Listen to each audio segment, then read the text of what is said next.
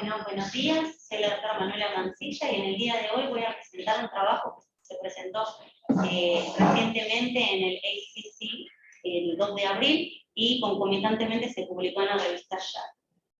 Es un trabajo, se llama EDIT-CND Trial, que evalúa la eficacia de la deltiación en cuanto a los pacientes con angina y enfermedad coronaria no obstructiva. Estas siglas, ANOCA, es angina y enfermedad coronaria no obstructiva. Se da, la definición es el tronco, lesión de tronco de menos del 50%, lesión de arterias epicárdicas menor al 50%, o entre el 50 al 70% de arterias obstruidas, pero con un FFR o un IFR normal. Se da mayormente en mujeres, el 40% de estos pacientes van a cateterismo, tienen mal pronóstico de tratamiento no establecido. Presentan disfunción microvascular coronaria, y de esta disfunción microvascular coronaria entre el 70 al 90% de los casos se da, y se divide en dos principales entidades.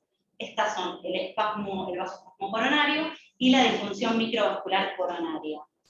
Esto, nosotros tenemos una red arterial coronaria que genera un sistema con funciones estructurales, con diferentes estructuras y funciones, como por ejemplo las arterias epicárdicas que forman,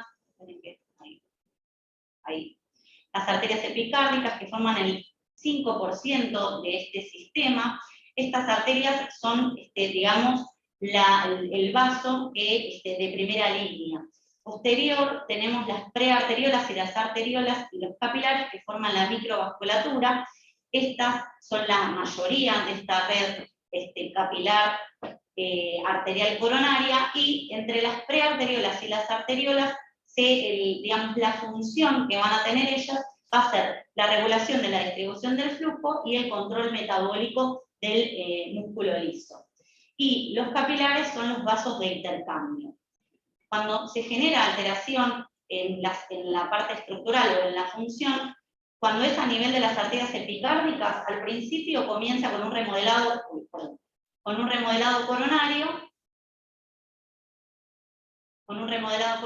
Puede tener predisposición de aterosclerosis, esto va a generar más remodelado coronario, y a su vez también puede tener engrosamiento en lo que es la pared miointimal, va a tener engrosamiento en las células del músculo liso, engrosamiento y proliferación en estas células, y fibrosis perivascular.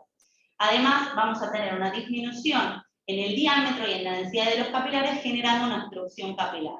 Con respecto a la función, esto va a generar vasoconstricción o una alteración en la vasodilatación y en los mecanismos moleculares. ¿Por qué utilizamos diltiazem? Bueno, es el tratamiento farmacológico para el alivio sintomático de primera elección.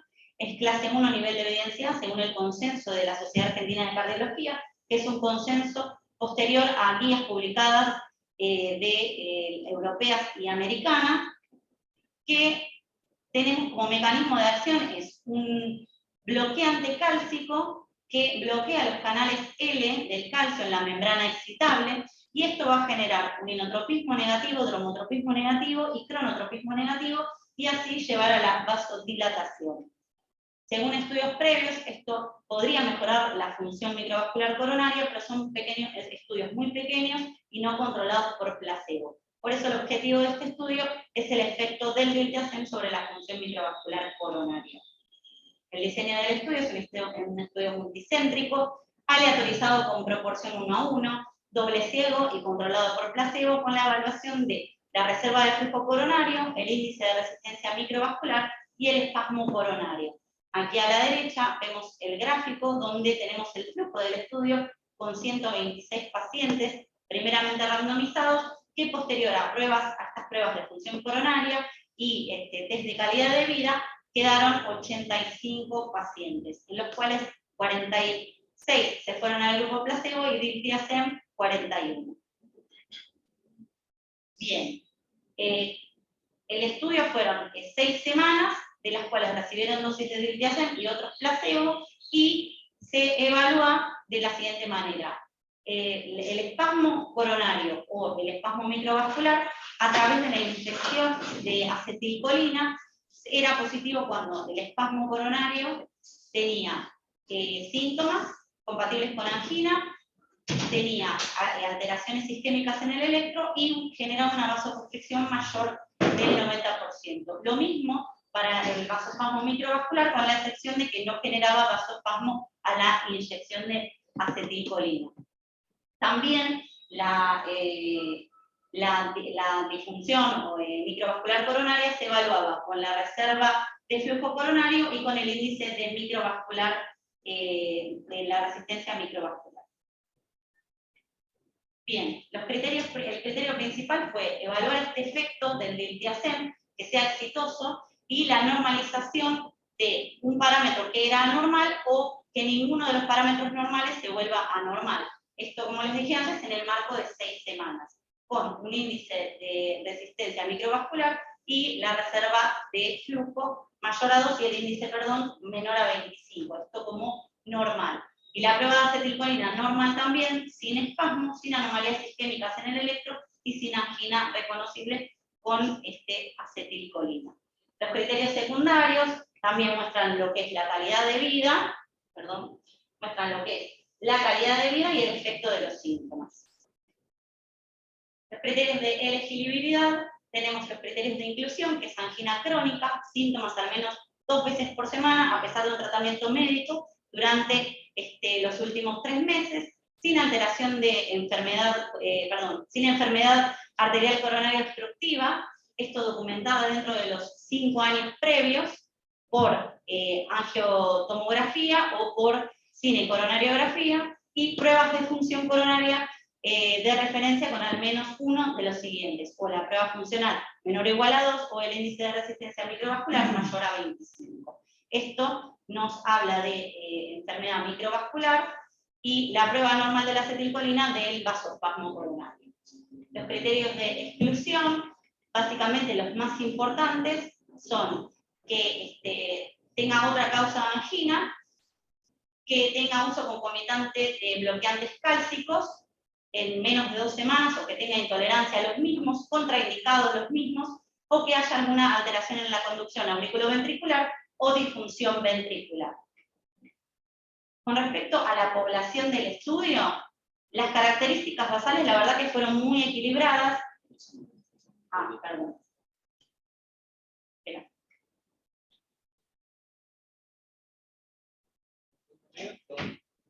Doble clic, no me deja. Sí, pero estoy con doble clic ahí. Gracias. Bien, las características, como les decía, de la población fueron bien equilibradas, donde una edad media de 58 años. Los factores de riesgo, prácticamente el 50% de los pacientes presentaban factores de riesgo. Y con respecto a lo que es la angina, el síntoma, la mayoría de los pacientes estaban en clase funcional 3-4, más o menos el 90% tenían angina en reposo y el 3/4 partes de los pacientes presentaban angina en el ejercicio. El resultado de las pruebas coronarias basales, la única, digamos, implicancia significante es que tenía a expensas del espasmo epicárdico, eran la mayoría. Más del 50% tenían estas lesiones. Bien, los resultados, elenco en primario. Con respecto al espasmo coronario, la verdad que no hubo implicancias significativas.